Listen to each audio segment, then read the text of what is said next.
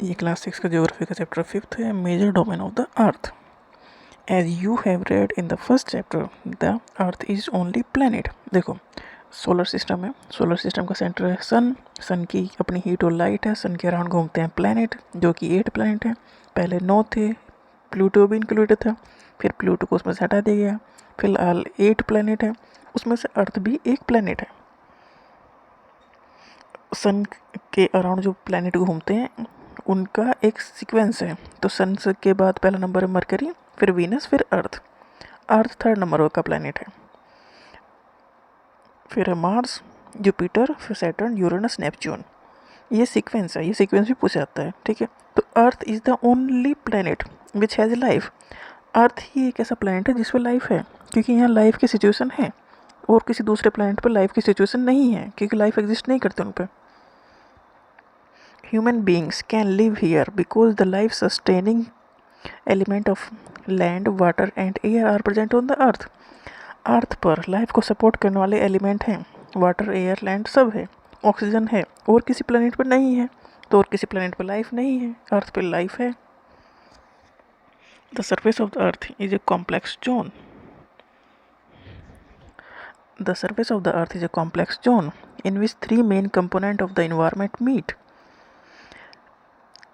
जो सरफेस है वो कॉम्प्लेक्स जोन है जहाँ यहाँ तीनों इन्वायरमेंट मिलते हैं, जैसे कि लिथोस्फीयर, एटमॉस्फेयर एंड हाइड्रोस्फीयर। तीनों हैं, जब भी लाइफ को सपोर्ट करें तभी वहाँ लाइफ है, नहीं तो लाइफ नहीं होती फिर यहाँ। द सॉलिड पोर्शन और the surface of the earth is a complex zone in which three main component of the environment meet, overlap and interact. मिलते हैं, ओवरलैप करते हैं एक के ऊपर एक, मतलब एक दूसरे के साथ हैं ये, और इंटरेक्ट करते हैं। तीनों कंपोनेंट अवेलेबल हैं तभी लाइफ पॉसिबल है। तो जो सॉलिड पोर्शन है जिस पे हम खड़े हैं, जो ज़मीन है, वो लिथोस्फीयर है। The solid portion of the earth on which we live is called lithosphere. Solid portion जिस पे हम रह रहे हैं वो लिथोस्फीयर कहते हैं उसे। The gaseous layer that surround the earth वो एटमॉस्फेयर है। एटमॉस्फेयर मतलब ज़मीन को छोड़ दो, उसके ऊपर जो है वो एटमॉस्फेयर है। एटमॉस्फेयर में क्या है? ऑक्सीजन, एयर है। एयर में क्या है? ऑक्सीजन, नाइट्रोजन, कार्बन डाइऑक्साइड, ये सब गैसेज हैं। और देखो, जो ये गैसेज में ना सबसे ज़्यादा अमाउंट है नाइट्रोजन की, 78% नाइट्रोजन है एटमॉस्फेयर में। एयर में ये कम पूछा जाता है कि कंपोनेंट, एयर के कंपोनेंट में सबसे ज़्यादा एलिमेंट क्या है, तो वे नाइट्रोजन, 78% नाइट्रोजन है एयर में, ऑक्सीजन बाद में है। तो एटमॉस्फेयर में एयर है, एयर में ऑक्सीजन है जो रिक्वायर्ड है हमें लाइफ के लिए, हमारे लिए। Oxygen, nitrogen, carbon dioxide and other gases are found. तीसरा कंपोनेंट है वाटर, वाटर भी चाहिए। Water covers a very big area on the earth surface and this area is called hydrosphere. Hydrosphere मतलब वाटर अवेलेबल है, water हमें चाहिए अपनी ज़रूरतों के लिए, तभी लाइफ है अर्थ पर। और अर्थ ही एक ऐसा प्लेनेट है जिसमें लाइफ है। The hydrosphere comprise water in all it's form. Water किसी भी फॉर्म में हो, आइस बर्फ़ के फॉर्म में है, आइस ग्लेशियर्स हैं जैसे, वाटर है, वाटर वेपर किसी फॉर्म में हो, वो हाइड्रोस्फीयर बनाएगा। तो बायोस्फीयर क्या कहते हैं, ये पूछा जाता है। बायोस्फीयर क्या है? तो biosphere is the narrow zone where we find land, water and air together which contain all form of life. Biosphere मतलब इन तीनों को मिला दो तो बायोस्फीयर बनता है। अब 1 बाय 1 पढ़ने हैं। ये वर्ड का ओरिजिन दिया गया है कि लिथोस की ओरिजिन कहाँ से हुई। लिथो की मतलब स्टोन, एटमॉस की ओरिजिन वेपर, हाइड्रो की means water and bio means life. Lithosphere, lithosphere मतलब जहाँ हम खड़े हैं ना वो सतह है, वो solid surface. The solid portion of the earth is called the lithosphere. जो लिथोस्फीयर क्या है, जिस पे हम खड़े हैं, जो ज़मीन है ना वो, the solid portion of the earth is called lithosphere. It comprise the rocks of the earth crust. Earth के नीचे लेयर है, पहले क्रस्ट है, फिर मेंटल है, फिर कोर है। तो क्रस्ट सबसे ऊपर की लेयर है। इट कंप्राइज द रॉक्स, ये रॉक्स का बना हुआ है जो लेयर अर्थ जिस पे हम खड़े हैं। बिना रॉक के तो ये दस नहीं जाएगा, तो रॉक का बना है। It comprise the rocks of the earth crust and the thin layer of the soil. Earth के जो रॉक चट्टानों की लेयर, उसके ऊपर मिट्टी की लेयर है। That contain nutrient element with sustain organism. देखो चट्टान के ऊपर तो कुछ ग्रो होगा नहीं, तो मिट्टी की लेयर है उसके ऊपर सब चीज़ें ग्रो हो रही हैं और हमारे रहने का इन्वायरमेंट मेंटेन हो रहा है। तो लिथोस्फीयर वो सॉलिड सरफेस जिस पे हम सरफेस है जिस पे हम खड़े हैं। तो लिथोस्फीयर मतलब चट्टाने हैं, रॉक है, रॉक के ऊपर फिर सॉइल की लेयर है। There are two main division of the earth surface. Earth surface की दो मेन डिवीजन है, दो टाइप में आप इसे डिवाइड कर सकते हैं लिथोस्फीयर को। The large land mass are known as continent and the huge water bodies are called ocean basin. देखो यहाँ जहाँ हम खड़े हैं, एक तो ये हो गया सॉलिड पोर्शन, दूसरा है वाटर वाला पोर्शन। ये ओशियन है ना सारे, तो ये कहाँ है, ये ओशियनिक बेसिन है ये। All the ocean of the world are connected with one another. ये ओशियन आपस में एक दूसरे से कनेक्टेड हैं। The level of the sea water remain the same everywhere. जो सी वाटर वो रिमेन एक जगह ही रहेगा क्योंकि सारे ओशियन मिले हुए हैं। Elevation of the land is measured from the level of the sea. Level of the sea को जो है वो जीरो माना जाता है, ठीक है। अब उसके ऊपर लैंड में कहाँ कितनी हाइट है वो मेजर कर लिया जाता है। जैसे कि जो सी लेवल है जहाँ से वहाँ से मेजर करते हैं, तो हाईएस्ट माउंटेन पीक है एवरेस्ट, जिसकी हाइट है 8,848 8,848 metres about the sea level. Sea level zero है, वहाँ से जी सी लेवल जो है वहाँ से आप मेजर करो, वहाँ से लैंड ज़मीन सतह जो है वहाँ से जो जो हाईएस्ट माउंट पीक है वो है 8,848 मीटर। और डेप्थ भी है, the greatest depth of 11,022 metres is recorded at Mariana Trench. ये पैसिफिक ओशन में ये डीपेस्ट पॉइंट है अर्थ का। डीपेस्ट पॉइंट अर्थ का कहाँ है, मैरियाना ट्रेंच है। कहाँ है, पैसिफिक ओशन में ही पूछा जाता है। तो डीपेस्ट पॉइंट जो है अर्थ का वो मैरियाना ट्रेंच है और वो कहाँ है, पैसिफिक ओशन में है। Could you imagine the depth of the sea is much more than the highest point। देखो हाईएस्ट पॉइंट तो 8,000 ही है और डेप्थ है 12,000 11,000, मान लो 11,022, तो डिफरेंस तो है।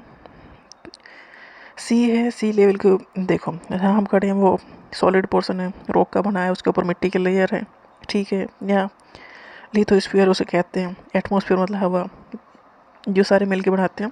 हाइड्रोस्फीयर मतलब वाटर, तीनों मिलके बनाते हैं। बायोस्फीयर मतलब यहाँ लाइफ सपोर्टिंग सारी इन्वायरमेंट है और किसी प्लेनेट पे ऐसा इन्वायरमेंट नहीं है। तो कॉन्टिनेंट और ओशियनिक दो चीज़ हैं यहाँ। कॉन्टिनेंट मतलब जिसपे जो ज़मीन है जिस पे हम रह रहे हैं सब, वो कॉन्टिनेंट है। तो कॉन्टिनेंट कितने हैं, there are 7 major continent. These are separated by large water bodies. 7 major continent है, बीच में वाटर बॉडीज़ हैं जैसे ओशियन है। कौन कौन से कॉन्टिनेंट है, Asia, Europe, Africa, North America, South America, Australia and Antarctica. 7 continent हैं। Asia, Europe, Africa, North America, South America, Australia and Antarctica, ठीक है। एशिया जो है लार्जेस्ट कॉन्टिनेंट है, एशिया सबसे बड़ा है। It covers about 1/3 of the total land area of the अर्थ। मतलब 3 हिस्से अगर कर दिया जाए तो एक हिस्से में एशिया है। जो लैंड एरिया कवर कर रखा है एशिया ने वो है 1/3। It covers about 1/3 of the total land area of the earth. This continent lie in the eastern hemisphere. देखो अर्थ को दो पार्ट में, इक्वेटर अर्थ को डिवाइड करता है northern hemisphere and southern hemisphere, ठीक है। अब प्राइम मेरिडियन है वो डिवाइड करता है eastern hemisphere and western. Equator करता है north and south, northern hemisphere. Earth को डिवाइड क्यों किया जाता है, क्योंकि हमें मेजर करनी है किसी भी कंट्री की पोजीशन पता करने के लिए ये सारे कैलकुलेशन किए जाते हैं। तो ये सारी इमेजिनरी लाइन है। इक्वेटर एक इमेजिनरी लाइन है, जैसे कि एक बॉल, जैसे एक गेंद ले लो और उसे बीच में से डिवाइड कर दो ऊपर नीचे, तो ऊपर का पार्ट इक्वेट नॉर्थर्न हेमिस्फीयर, नीचे का साउथर्न हेमिस्फीयर हो जाएगा, तो बीच में होगा इक्वेटर। ऐसे ही वो वर्टिकली उसे काट दो, तो वर्टिकली काटेंगे तो एक साइड ईस्ट हो गया, एक साइड वेस्ट हो गया। तो eastern hemisphere, western hemisphere. Asia किस हेमिस्फीयर में है अर्थ के, वो है ईस्टर्न हेमिस्फीयर में। The continent lie in the eastern hemisphere. The Tropic of Cancer passes through this continent. देखो इक्वेटर है, इक्वेटर के ऊपर है ट्रॉपिक ऑफ कैंसर, तो ट्रॉपिक ऑफ कैंसर एशिया से होकर गुजरता है, ठीक है। इसे सारे पॉइंट याद करने वाले हैं। एशिया लार्जेस्ट कॉन्टिनेंट है, 1/3 जो एरिया है वो एशिया कवर करता है। एशिया पड़ता है ईस्टर्न हेमिस्फीयर में अर्थ के। ट्रॉपिक ऑफ कैंसर इसी से पास होता है।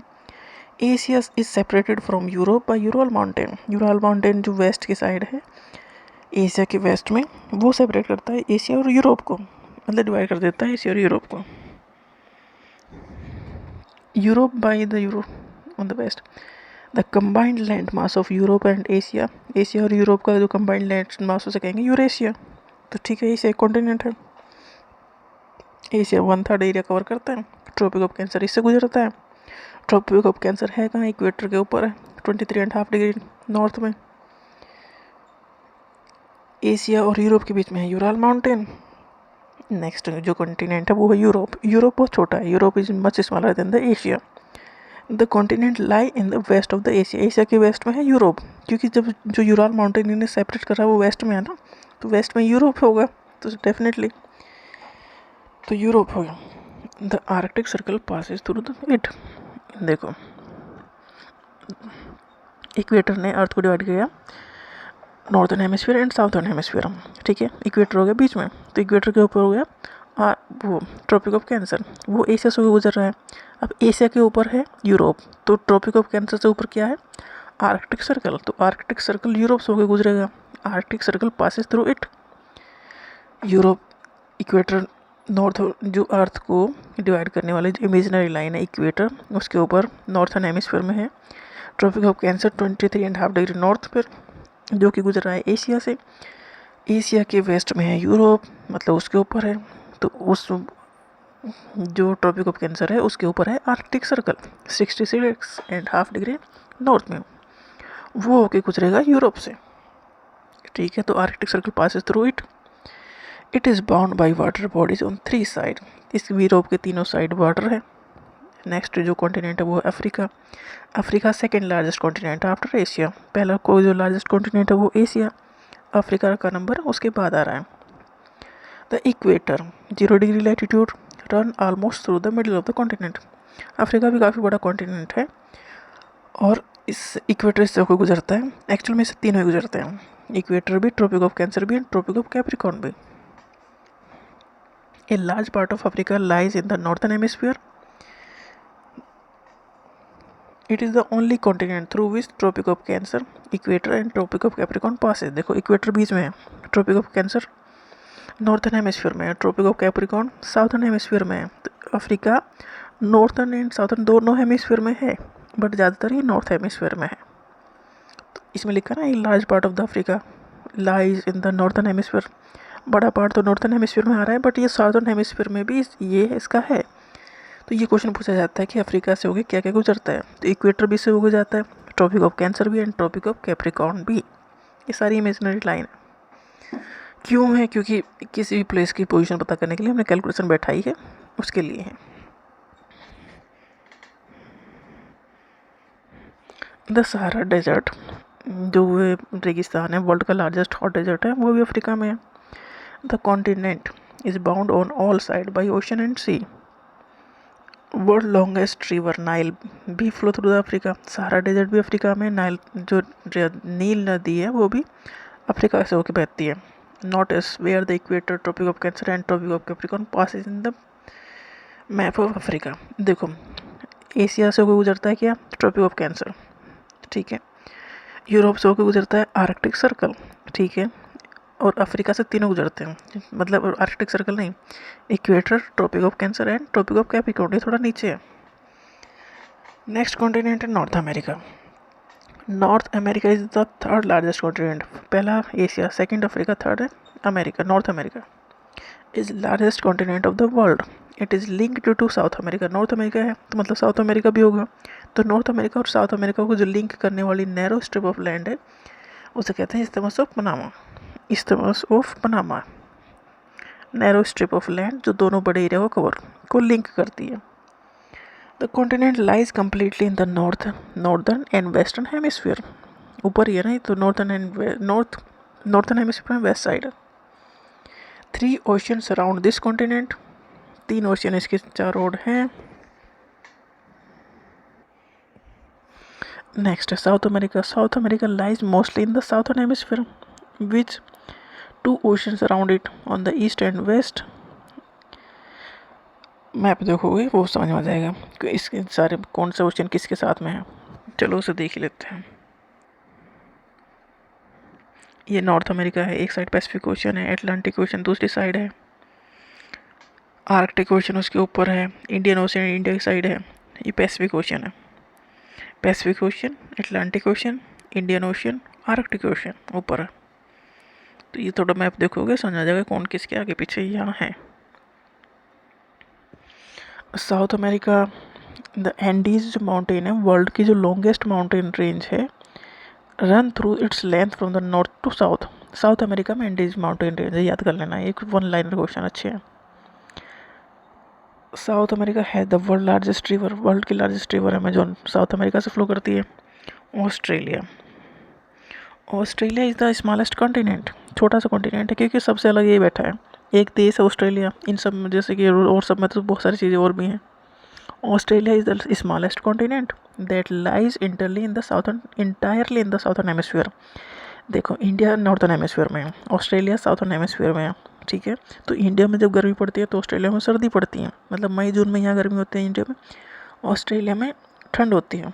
यहाँ दिसंबर में ठंड होती है इंडिया में, तो दिसंबर में गर्मी होती है ऑस्ट्रेलिया में, क्योंकि हम नॉर्थर्न हेमिस्फीयर में हैं और ऑस्ट्रेलिया साउथर्न हेमिस्फीयर में है। तो ये क्वेश्चन पूछा जाता है कि क्रिसमस ऑस्ट्रेलिया में समर में मनाया जाता है कि नहीं, तो समर पड़ती है दिसंबर में, तो समर में मनाया जाएगा। तो Australia is the smallest continent that lies entirely in the southern hemisphere. It is surrounded on all sides by the ocean and the sea. ये चारों ओर से सराउंडेड होगा ही होगा, इसलिए इसे कहते हैं island continent. It is called an island continent. Australia next है Antarctica. Antarctica completely lies in the southern hemisphere, सबसे नीचे है। It is a huge continent, बहुत बड़ा तो है बट वहाँ कोई रह नहीं सकता क्योंकि बहुत ठंडा है। The south pole lies almost at the centre of this continent, south pole वहीं है। As it is located the south polar region, it is permanently covered with thick ice sheet, बहुत ठंडा हो। There are no permanent human settlement, वहाँ कोई रह नहीं सकता, बट रिसर्च स्टेशन वहाँ सबके हैं अपने अपने। Many countries have research station in Antarctica, India के भी अपनी रिसर्च स्टेशन है। ये नाम पूछ लिया जाता है कि इंडिया के जो रिसर्च स्टेशन है उनके नाम क्या है, वो है मैत्री एंड दक्षिण गंगोत्री। कुछ क्वेश्चन ये भी हैं कि स्ट्रेट किसे कहते हैं, तो ये स्ट्रेट एक नैरो पैसेज ऑफ वाटर है connecting the two large water bodies like sea and ocean. Strait किसे कहते हैं, जो दो बड़े वाटर बॉडीज को कनेक्ट कर दे। इस्तेमास किसे कहते हैं, narrow strip of land joining two land mass, जैसे नॉर्थ अमेरिका और साउथ अमेरिका को कनेक्ट कर रही है, तो ये इस्तेमास है। जो वाटर को कनेक्ट कर, जैसे इंडिया और श्रीलंका कनेक्टेड है तो वो स्ट्रेट है। तो ये पूछा भी जाता है कि कौन सी स्ट्रेट है इंडिया और श्रीलंका के बीच में, वो है पाक स्ट्रेट, PAL के पाक स्ट्रेट। स्ट्रेट मतलब वाटर बॉडीज को कनेक्ट करें, इस्तेमाल मतलब दो लैंड बॉडीज़ को कनेक्ट करें, लैंड मासेस को कनेक्ट करें।